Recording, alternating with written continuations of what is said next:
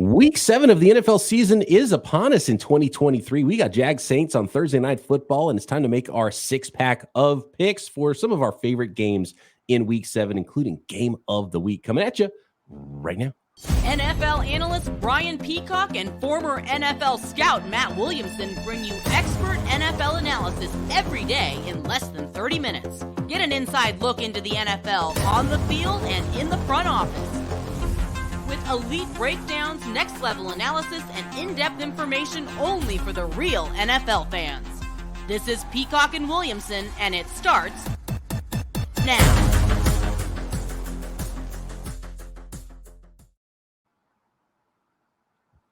Welcome to the Peacock and Williamson NFL Show. Brian Peacock alongside Matt Williamson at BD Peacock at Williamson NFL. Thanks everybody for making us your first listen here on the Locked On Podcast Network. Big ups to all the everydayers out there. Make sure you are subscribed on YouTube and everywhere you get your podcast. Today's episode of Peacock and Williamson is brought to you by PrizePicks, the easiest and most exciting way to play daily fantasy sports. Go to prizepicks.com/LockedOnNFL and use code, all lowercase, LockedOnNFL for a first deposit match up to $100. I mean, there's injuries every season in the NFL, Matt, but there are quarterback injuries specifically all over the league, and that's a big tie-in with our six-pack of picks this week. And bad news for the Indianapolis Colts. Let's start there with the Colts and the Browns this week. The Browns are visiting the Colts. The Browns on the road favored by 3 points. And before you even get into that game, Anthony Richardson, rookie season's over, kind of before it really got going. And they're going to put him on. He's already on IR, but they're not going to bring him back, looks like. Season-ending surgery for Anthony Richardson. And is the history with the organization and Andrew Luck, I wonder, playing into this decision for the Indianapolis Colts? Yeah, who's to say? I mean, I think they are erring on the side of caution. By the sound of it, they were trying anything but this, to at least get him possibly back. Who's to say? But I mean, unlike Fields or some of these other quarterback situations out there where injuries are in the mix, I think everyone's just going to say, Richardson is the starter next year. I mean, I don't think you worry about that. I'm sure people will question his durability and things of that nature, but I think he showed enough that we're just going to have to delay it a year, but he's the guy. But it's really unfortunate because he's also a blast to watch. Well, and the bummer is he needed the most on-field development of all the young quarterbacks. And so you start to get towards what we saw with Trey Lance with the 49ers. And okay, he only played one season of college ball. He needs to play the most. So we're going to go through the growing pains in year one. Okay, now, now he misses almost the whole season. So now you have to start season 2 and kind of start over with some of those growing pains because he's not going to be able to practice all year either until the off season. And then if you get through year 2 and he's still not good, you have to start making decisions about your quarterback long term. So that's the difficulty of a raw quarterback on top of a young quarterback, and all quarterbacks need some development. But when you're especially raw and you need to play the most, it's unfortunate. And he was the one guy that needed to really go through all of those growing pains and play a full season of football this year. So hate that for Richardson, hate that for the Colts. Yeah, if the negatives after his rookie year were I'm worried about his accuracy or doesn't process defenses well enough, you'd be like, okay, maybe he'll get it. He hasn't had a lot of time, where this one, it's like, that's the last thing you want to hear. I mean, so that's rough. As for this game, focusing on the Browns, I was very excited to bet against them in week 7. Letdown, hangover game. I mean, they were celebrating like they won the Super Bowl when they beat your Niners. And I get it. Huge win. And just the history of the organization, which I know firsthand and know well, they don't deal with prosperity particularly well. But I assume Watson's going to play. I don't like how Minshew's playing. And this game's only 3 points. I thought they'd be favored by like 7. And then I was excited to bet against them. So I'm going to take the Brownies based on their defense and, Watson. Generally, I like a home dog, but in this one, I don't, Matt. And the argument here for the home dog bet is just to get everything out of your mind. You got a home underdog. You got a team playing that's a good defense with a bad offense in the Browns. So even if they win, it could be a close game. So you're just like, okay, it's probably going to be a 3-point game anyway, so I'll take the points. So that's kind of the home dog argument, and I would understand that. But watching these teams recently, I'm with you. I think I got to take the Browns unless that line starts to creep up a little bit, and I'll give up those points even for the Browns on the road. Yeah, I don't love the line. That's my issue with it. And by the way, you mentioned Fields, Garoppolo. There's Bears-Raiders game. We were going to have that in our 6-pack, and we don't even know enough about that quarterback situation yet to start talking about that with those quarterback injuries. So, I mean, it's quarterbacks injured all over the place. We're going to end today's pod talking about Thursday nighter and getting you ready for Jags and Saints. And, Trevor Lawrence has an injury as well. So, I mean, this is one after another. Yeah. Unbelievable. Yeah, it's one after another in the NFL. And like, these are quarterbacks. And I had a feeling, Matt, we have some extra time today. We only have usually we do a 6-pack plus Thursday night. We're going to include the Thursday nighter in our 6-pack just because so many teams are on bye this week. So we do have an extra time to dive into some subjects here the next pods, Matt, when we make our picks. But one of the things I thought preseason coming into the year was, man, there's a lot of athletic running quarterbacks. And I say running as in able to run as a significant portion of your offense. Sure. Put yourself in harm's way. Right. And players that get hit are players that get hurt.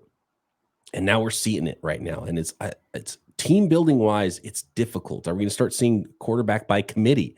Because when you have Justin Fields and you have Anthony Richardson, and we've seen what the Ravens have gone through the last couple of Decembers with Lamar Jackson. And Lamar Jackson is the best I've ever seen it not getting hit for being a quarterback who runs a lot, but you're going to take some punishment if you're getting hit a lot. And so if I was a GM and I was building a team, I would try really hard to have a quarterback who operated in the pocket as much as possible, because I want to protect my quarterback as much as possible, because I don't want my franchise quarterback getting hurt. Now, you can't protect him 100%, and you want to be able to utilize the assets and the skills that you have and have a quarterback that can make plays on the run. But man, it is really a give and take there. And I don't know if there's a true answer yet. And I think we just need a bigger sample. And if all of these quarterbacks that are so good at running the football get continually hurt, like how can you expect to build a championship team around that player? Yeah. And again, there's a shortage. We talk about why scoring's down. There's not enough good quarterbacks on the planet, to score 25, 30 points a game. I'd rather have a good running quarterback than a bad pocket quarterback. Yeah, right. I mean, I'd still rather have Richardson than Minshew. You got to lump Kyler Murray in there too, in terms of the runners that aren't staying healthy of late. And we'll talk. There's a little tease for later tomorrow. But 2 notes on that is I look at the Bears and say, I'm not picking on Tyler Badgett or whatever his name is, but I mean, like, that can't be your answer when you have like the most cap space in the league for your number 2. You couldn't find somebody, a Tyrod Taylor type, that when your quarterback is getting hit more than anyone in the league, basically, a lot of it by design, and he's even not out of the woods in terms of, is Fields a successful NFL starter? You don't even know that yet this offseason. And couldn't he use a Tyrod Taylor to help him with things as opposed to him helping Tyler Badgett in the quarterback room? Like, to me, that's a little bit of malpractice when you go in with Badgett as your 2. I mean, I hope the kid has a wonderful career, but that's just not smart by the Bears.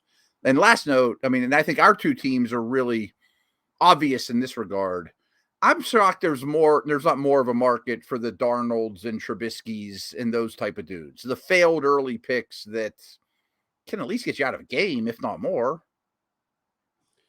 Yeah, and I don't think the backup quarterbacks are making crazy. There was last year, actually, I think there was like some, like Trubisky. I was surprised, like, okay, Trubisky's getting double-digit millions to sign there to be a stopgap starter. But this year, I think it was lower than I thought, taking a lot less. Yeah, so when you're talking about $5 million for a backup quarterback, when you and those quarterbacks can be coaches on the field too and help out a young quarterback. Exactly. So having Minshew is smart for the Colts, but having Badgett for the Bears, not smart, probably.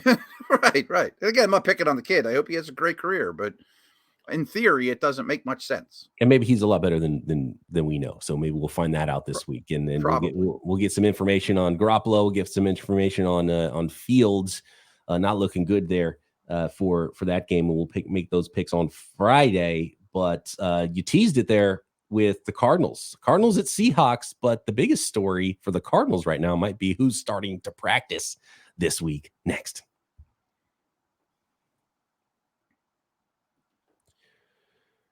Today's episode of Peacock and Williamson is brought to you by Bird Dogs. I love my Bird Dogs, and Bird Dogs, man, they make you look good. But you know what? You feel good while you are looking good in your Bird Dogs. Bird Dogs stretch khaki shorts are designed to fit slimmer through the thigh and leg, giving you that truly sculpted look, and they are so versatile. You can wear your Bird Dogs shorts or your Bird Dog pants just about anywhere. They fit way better than regular shorts. They're made of stiff, restricting cotton. Bird Dogs fixed any of those issues about comfort and style by inventing their own cloud knit fabric that looks just like khaki but stretches, so you get a way slimmer fit without having to sacrifice movement.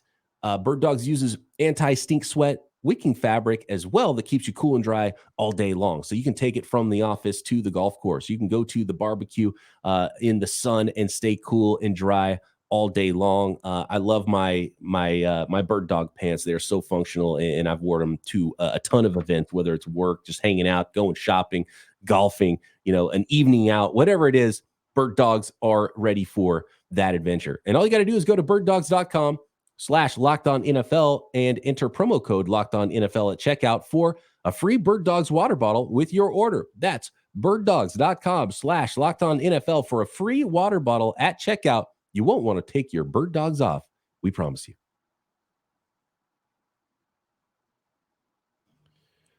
All right, we got some good news here for the Arizona Cardinals, Matt. We got the Cardinals at Seahawks. The Seahawks at home favored by 8 against their division rival Cardinals, but the practice window's opening up for Kyler Murray.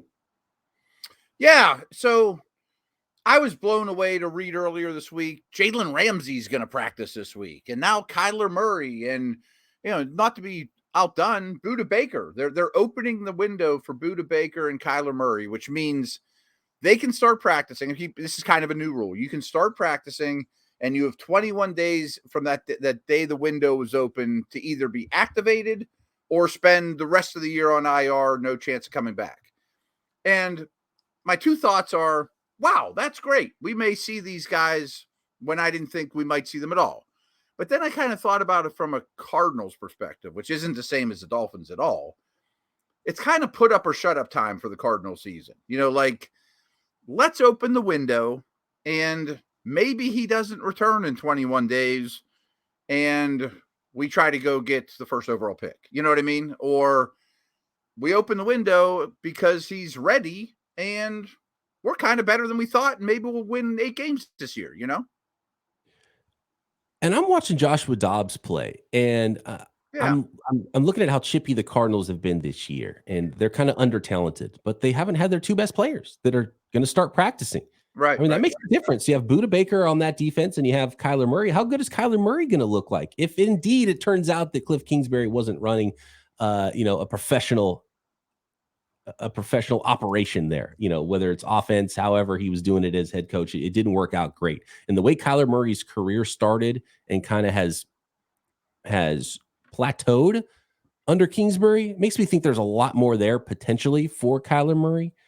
Could he go back to his star path that he was on earlier on in his career with a new coaching staff, with a new program there in Arizona? And might we start to see that in the second half of this year and give them crazy momentum with 2 first-round picks going into 2024? Yeah, and then you draft Marvin Harrison Jr., instead of, Drake May maybe, or, because, his contract's hard to get out of if you were to try to trade him anyway. But back to our first segment conversation, let's give Josh Dobbs some credit, man. I mean, he was the perfect backup, stopgap, professional, and what a mentor he's going to be for Kyler, who we know his work ethic concerns, or Drake May next year. You know what I mean? Like, Josh Dobbs is the number 2 that is perfect. He should be backing up field.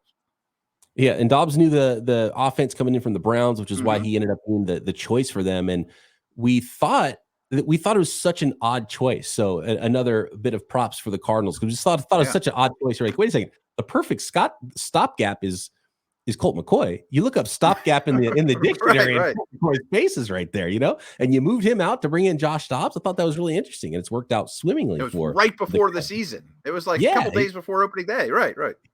And So that gives me a lot of hope for what Kyler could look like, because Kyler's just more talented than Josh Dobbs is.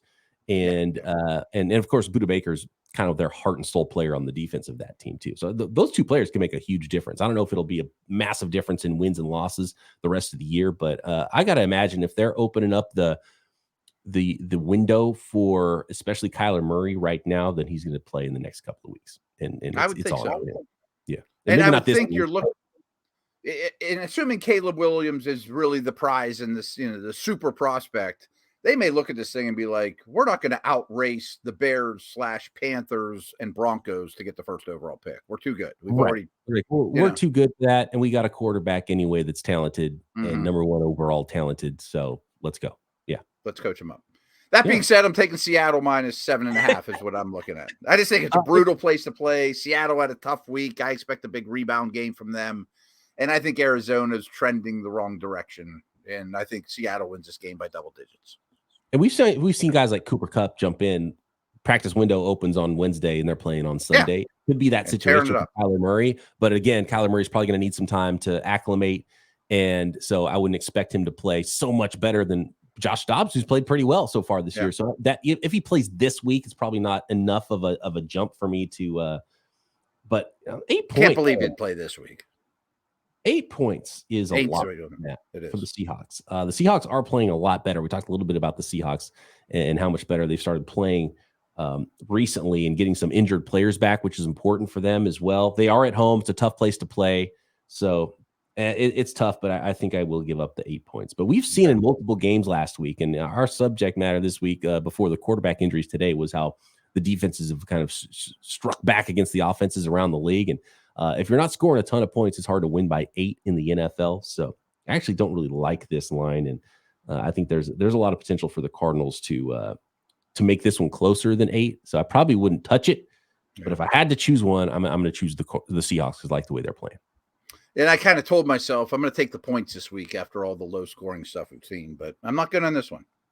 Another big line this week is the Buffalo Bills at the New England Patriots. And the Bills are getting or the Patriots, I'm sorry, at home are getting 8.5, but the Patriots are a disaster. And of all the home dogs in the league, the Patriots are the one I don't really want to take right now. Matt, how do you feel about this one? I'm not touching the Pats. I really think that they're going to get their doors blown off. I mean, I keep telling myself, take the points this week, but Buffalo's a tier 2 team, if not better. New England's a bottom tier team, and I can't see how this game's competitive. I really don't. And Buffalo's been playing some pretty good defense as well.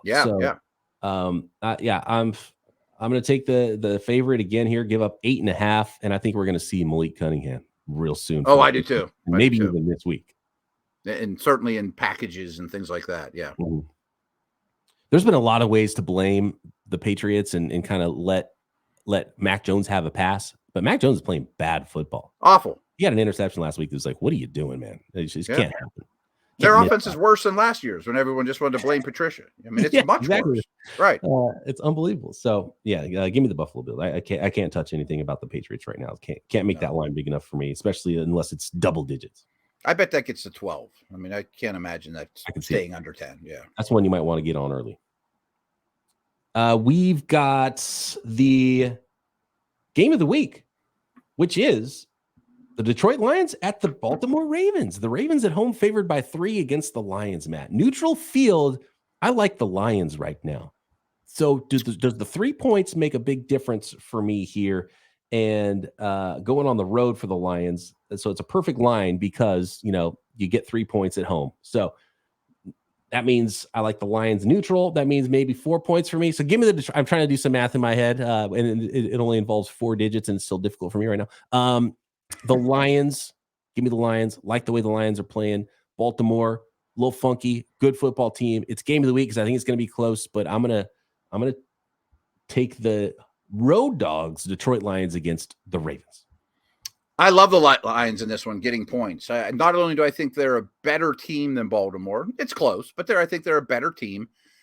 I'm maybe jumping the gun, but I think the home road Goff Lions situation is starting to become a thing of the past. And a lot of it's because the Lions have an elite offensive line, and great offensive lines travel. And, you don't have to ask your quarterback to do things over and over and over. And what I don't like about the Ravens situation is they chose not to get a bye week after playing overseas. And, they are home, but that has to take a lot out of you last week. That's a great point. And so you come from a London trip right back home and play one of your most difficult opponents of the year. Right. So far. Yeah. It looked like an easy game 2 years ago, but it's not. I mean, right. Yeah, absolutely. Another great point by you, Matt. Rarity, back-to-back good points from Matt Williamson. Yeah, it happens once a year or so. We think so much about quarterbacks. It's like Goff against Lamar Jackson. This is gonna be a good matchup of quarterbacks, but up front, the Lions have a huge advantage, especially with their offensive line, because that's one of the things that people don't talk about enough is how good they are up front and how they're able to run the football, protect their quarterback, and allowing Goff to make those plays. Yep, and I think that's a key on the road, tough environment. Maybe there's weather, I don't know, but I'll run behind Penei Sewell all day. Yep. So we're both taking the Lions and the points there. 2 more. We got Steelers and Rams, some injury concerns in both of these games, plus the Thursday nighter, Jaguars at Saints next.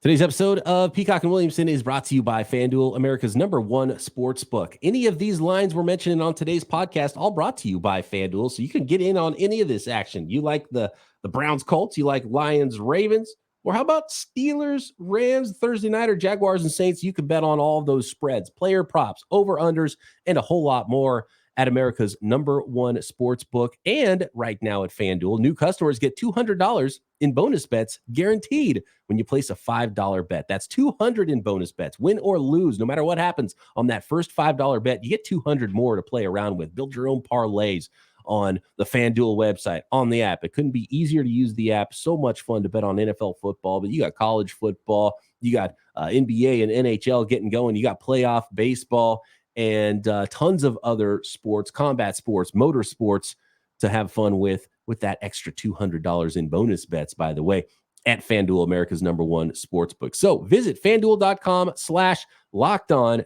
FanDuel, official partner of the NFL. Today's episode is also brought to you by Jace Medical and the Jace Case. The Jace Case is a personalized emergency medication kit that contains 5 essential antibiotics that treat the most common and deadly bacterial infections for potentially life-saving emergency situations. Whether you are on vacation with your family and maybe have some specific needs for your family and might be far away from any sort of medical emergency services, or you don't have cell phone service to call in case of an emergency. There are, we've seen fires in Hawaii, and if you live in a certain part of the country, hurricanes and tornadoes could strike, and supply chain shortages in the medical industry have been common since the pandemic. And so there's tons of emergency situations that you could be prepared for with your Jace Medical Jace Case. And all you have to do is go to jacemedical.com and enter code LOCKEDON at checkout for $20 discount on your order. Again, that is jacemedical.com, enter code LOCKEDON, promo code LOCKEDON at jacemedical.com, JASE medical.com.